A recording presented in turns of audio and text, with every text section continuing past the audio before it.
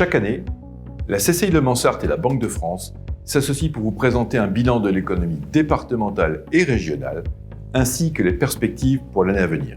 La Banque de France réalise chaque année une étude auprès des chefs d'entreprise. Elle a interrogé cette année au niveau régional 1500 chefs d'entreprise. L'interrogation porte sur l'évolution du chiffre d'affaires, l'évolution des effectifs, l'évolution des investissements et la rentabilité. Il ressort qu'en 2022, l'activité économique de la région est restée dynamique malgré tous les chocs extérieurs. L'activité industrielle, qui est caractérisée par une variété importante de filières, affiche une progression de son chiffre d'affaires de plus de 11%, une évolution des effectifs, en revanche, des marges qui ont tendance à se resserrer.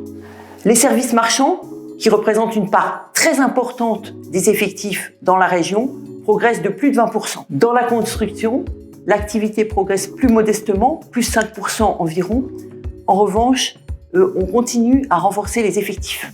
Nous interrogeons également les chefs d'entreprise sur leurs prévisions, même si elles sont très prudentes compte tenu d'un certain nombre d'incertitudes.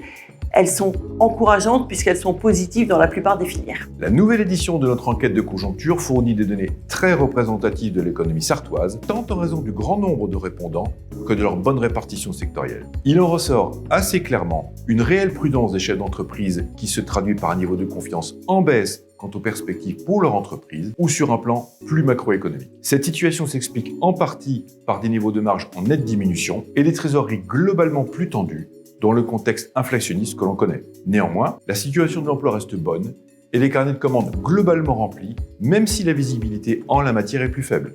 Autre fait marquant, on constate une nette différence d'appréciation de la situation entre les activités B2B et celles relevant du B2C au détriment de ces dernières, plus directement sensibles à l'érosion du pouvoir d'achat. Quant au challenge à venir, la hausse des prix des matières premières, de l'énergie et les enjeux financiers de court terme ont supplanté, pour l'heure, les problèmes de ressources humaines et de recrutement.